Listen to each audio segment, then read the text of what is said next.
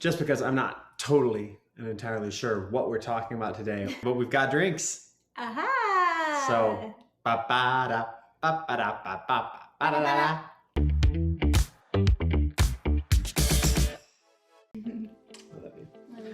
Welcome to Part of Love, the channel devoted to helping you find the love you deserve. I'm Colt. I'm Ann. And this is the safe space we created to talk about all things love. If you ever had questions about dating or love or relationships and you just haven't been able to find the answers anywhere else, then hopefully we can help you here. Honey?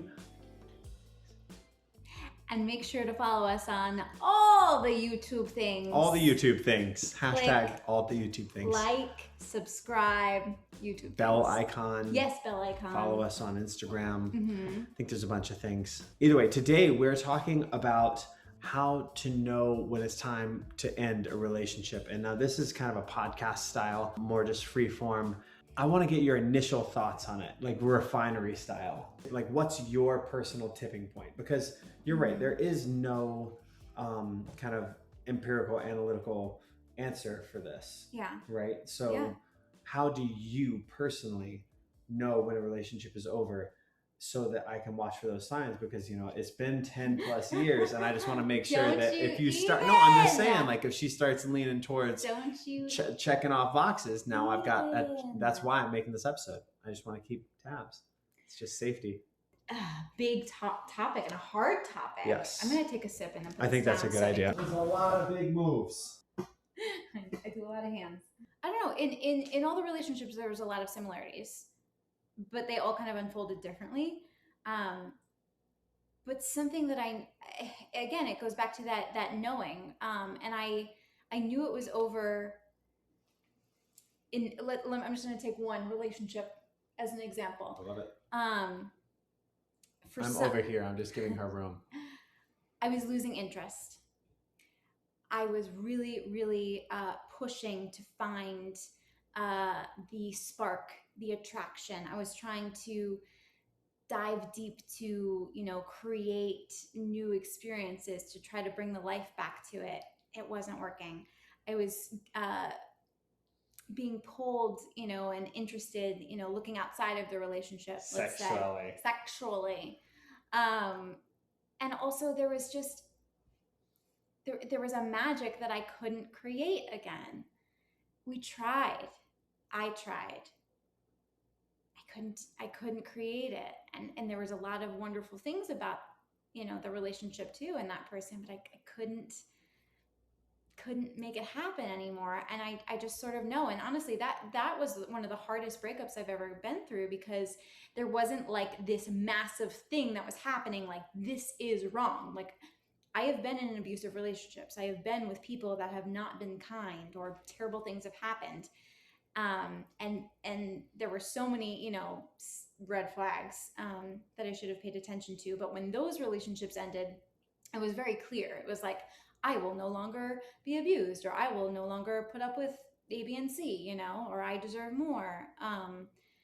But I'm taking the best case scenario relationship and letting you know that when it was over, it was a really hard thing, because it wasn't this like definitive thing, like this is wrong. It was just something in my heart that was like, you've tried everything, you want more, and we kind of have to let it go, because we're at this crossroads of, if we keep on trying, I'm going to make a mistake. I'm going to cheat on you, or we're going to start becoming unkind to each other, only because we're trying to reinvent, the magic. And you can't do that sometimes. There's ways to do it. And when you are, we preach that all the time. Like, there's ways to recreate the magic, but when you've been trying to recreate the magic, when you've tried for a long time and you still truly love each other, sometimes it's just not meant to be. Sometimes the season is past, So I guess that is my best advice, is that you really have to like listen to that voice inside and trust that, you're making the right decision. It might be very scary. Sometimes though, that decision is very clear. So let's be honest. Like, I feel like 90% of the relationships like that people are getting out of end really ugly, and when it's ugly and it's time and it's over, right? Like, we're beating the dead horse and it's over.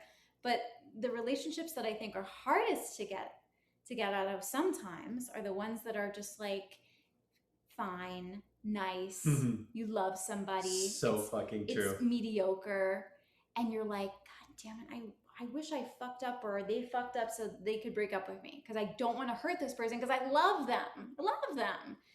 You know, it's I don't know.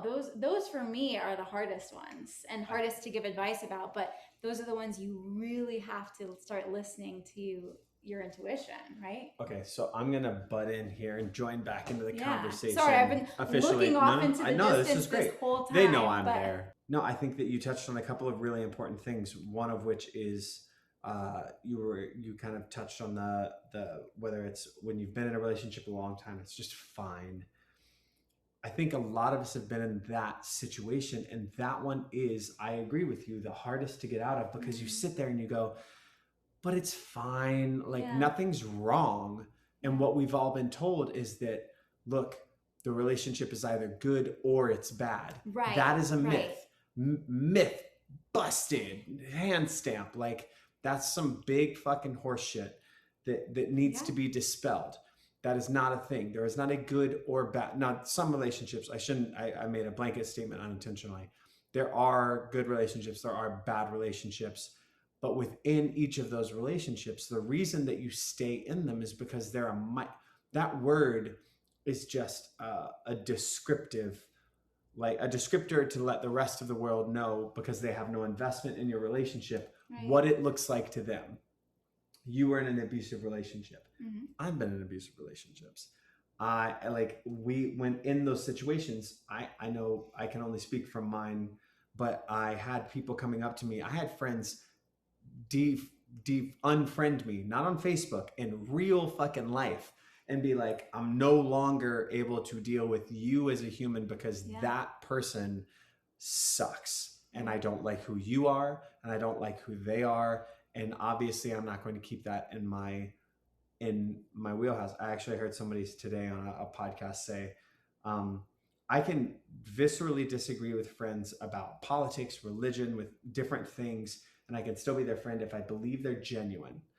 But the minute that I believe that they're being sneaky or that they don't mean what they're saying, I can't be friends. I can't be around that anymore. I can seriously appreciate that. If your intention is genuine, look, I genuinely believe this. I genuinely feel this. I genuinely love this person. And I remember those people being like, nah, bro.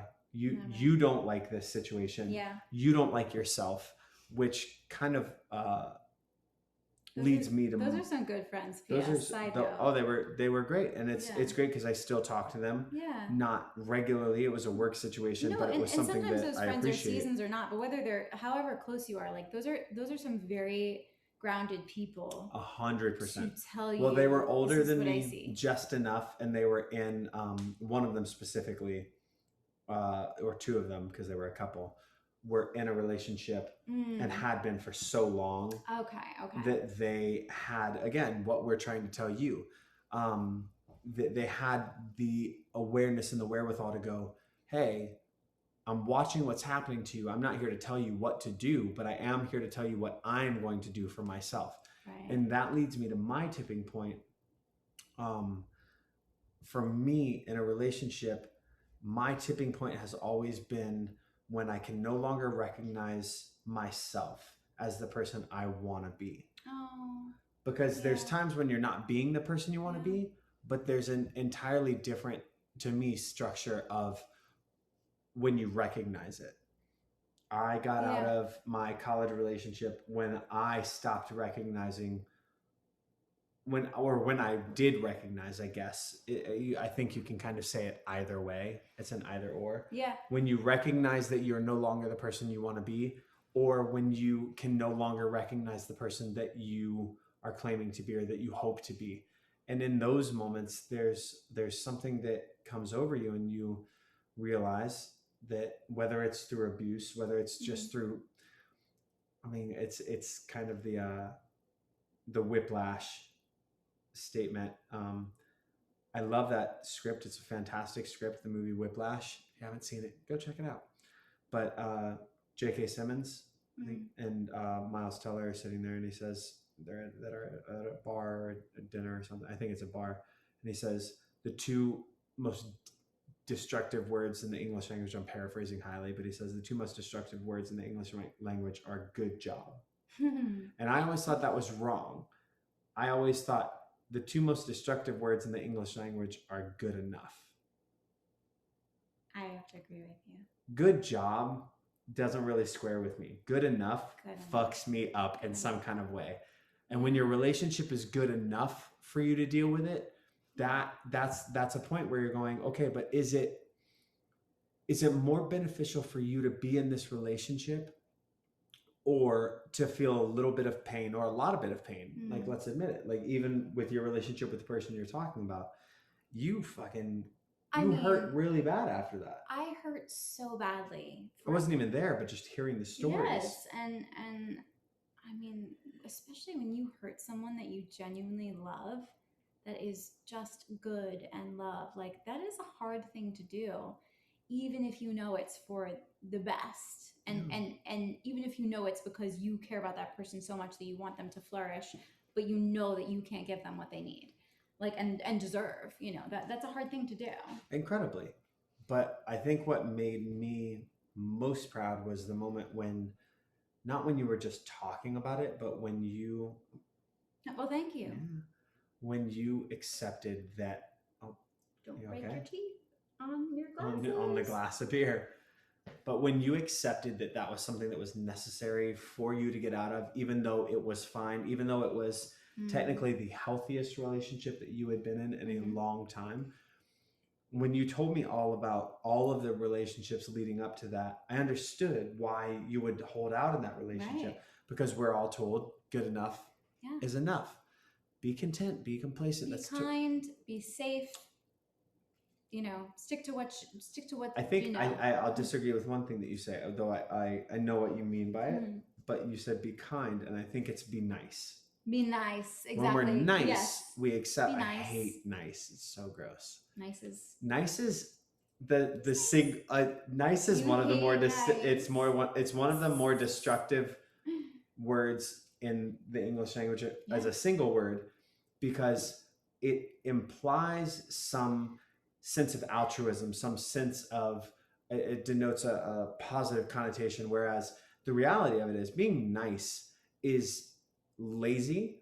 Being nice is rude, because when you're just nice, you're giving nothing. Being kind and being nice are different. You're giving the minimum amount of effort while sharing the absolute minimal amount of yourself as well. When you're just nice, you float. You're like an eye floater. You're like one of those little things that just floats around in your fucking eye, and you're like, I mean, it's not bad. It doesn't hurt. It's just here. But just so, in case you're new to the channel, we talk about this a lot. Being kind versus being kind. Being kind is an action, though. Being kind is a verb. It takes something. Being nice is something that you can do and still be, because this is a theme of words through the episode, destructive.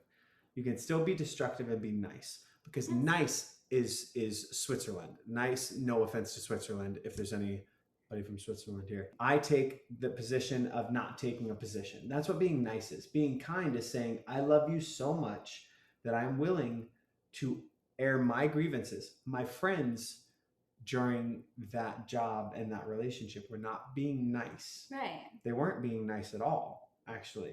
But they were incredibly kind to do that. Right. Well, I think the larger picture where you're getting to is, I was being nice by not rocking the boat in the relationship. But I was being kind by letting this person go, because the kind thing to do is to see that for their higher self and for their higher good, they needed to be free and find someone that would fully, fulfill them. But also it's not, and this is a hard thing. I think we take it as our responsibility to figure out someone else's happiness.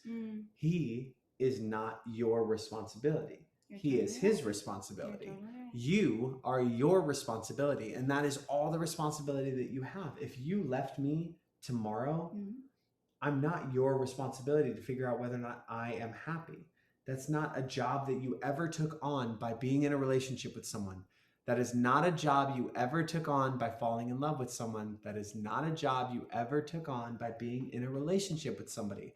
Yeah. They're not your responsibility. Now, do you have a certain level of a social or moral obligation? That's personal. That's up to you. I disagree with that. Like, Yeah. it is not, his happiness is not your job. And that's the problem, is we all take that on ourselves and we say, well, I can't break up. It's just like the turkey drop that we talked about on the Thanksgiving episode. Oh, yeah. We said, well, I can't, you have to break up with them at Thanksgiving, because otherwise then you've got Christmas and then New Year's and then Valentine's That's so Day. mean. How it's could just you? so mean. I mean, you have to wait till the spring. Thank you so much. Wow. Yeah, you got to wait. At that point, you might as well go on spring break and then come back Right. and then break up. Something fucked up will happen on spring break. Right. It's very likely. Someone will do something fucking weird. I'm going to circle back to something, though, that you said that I really like, and it sort of coincides with how I truly feel about all of this, is that you were saying you knew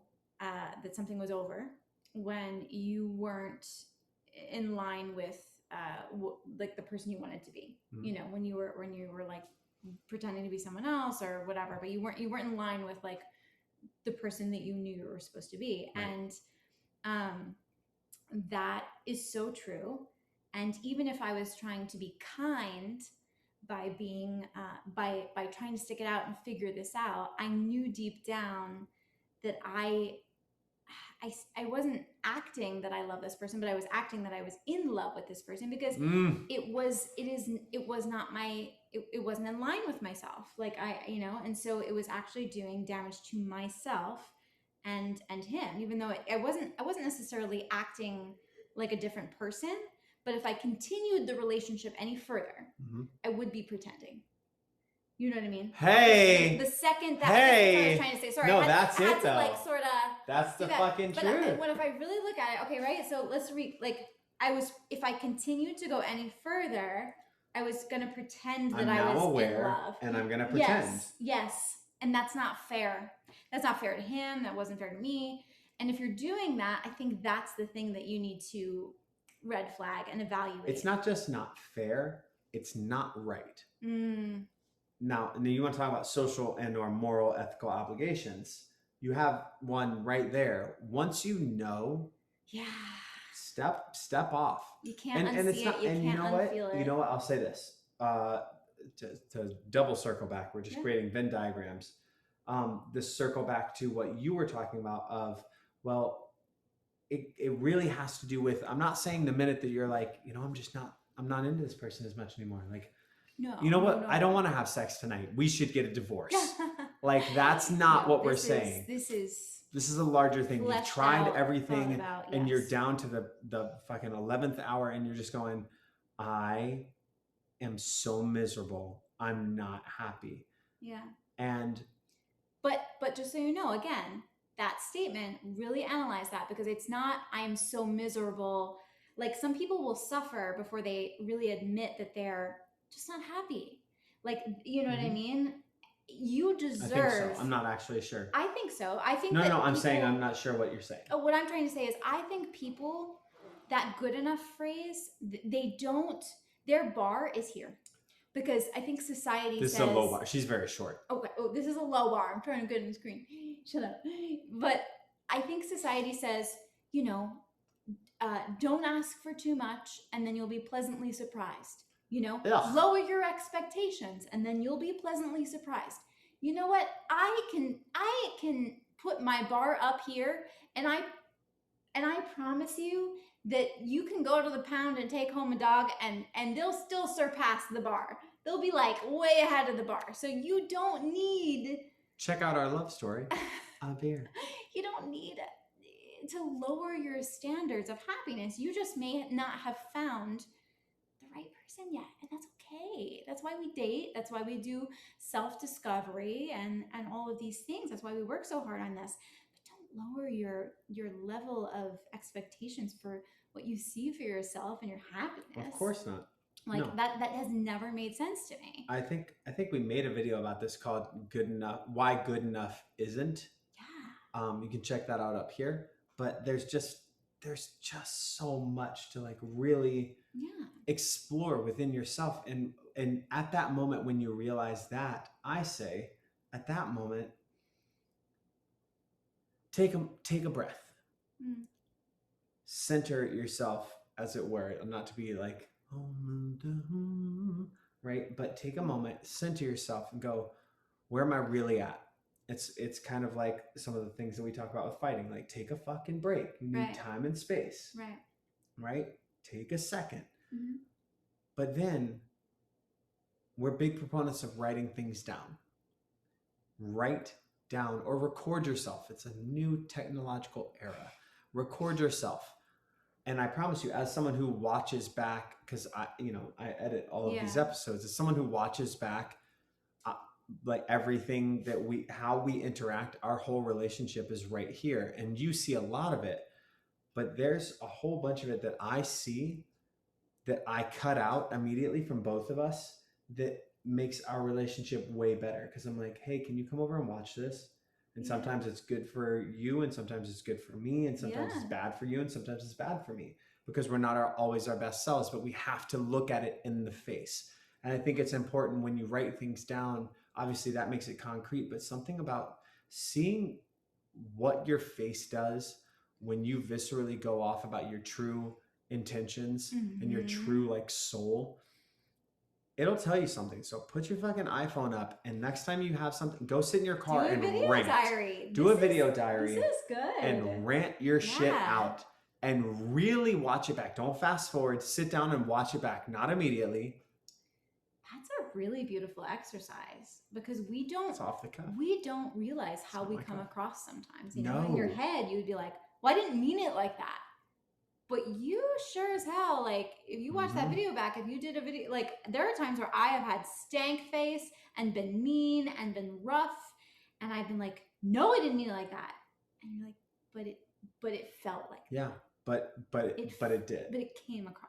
And it's not, I think this is a hard thing, and this is something that is perpetuated even by our favorite couple on TV. We're going to be doing some TV episodes soon, like reaction videos.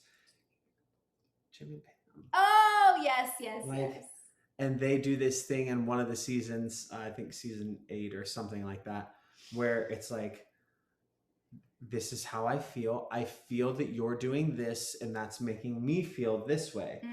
That is a very, I get why they're doing it. I think it's a very basic level thing, but it's also a very necessary thing for a lot of couples to kind of acknowledge those things. However, that whole thing of, well, this is how what you did made me feel, doesn't express it as clearly as watch a video of yourself. When you go off, you go off. Right. Like when you let loose, you let loose.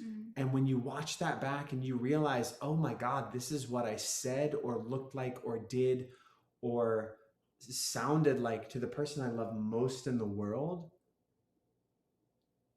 If you're happy with that and you feel like, well, fuck them, I didn't even go hard enough, then that's a question you need to ask. Then maybe definitely get out of that relationship. And also there's more questions to ask. But how did we get down this road of the videos? Video diary. I don't know. I like where it is. I just wanted to make sure that we Punch Drunk Love, episode 1. Tying it into, though, and I think it does easily tying it into acknowledging when it's over. So the whole point for us, one of the things that's a pivotal point within Part of Love for all Part of Lovers out there, within this channel, within any of our writings, the site, anything, is self-awareness. That is the thing that makes everything, that brings everything into focus. Yes. Right? So once that self-awareness is established, it's your compass. I mean, you literally, self-awareness is your compass. And the more of it you have, the better your compass works. Like it is. Yeah, it's your true north. Yeah. So how to know when your relationship is over or when it's time for you to get out of that relationship? Follow your compass. Because your true north, like your heart's true emotional north, is a really big part of love. I love you.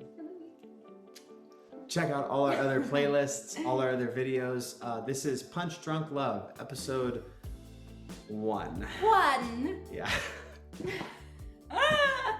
This is delish. It's pretty good. Oh, wait, what is it? Boom. Check them out. Blah.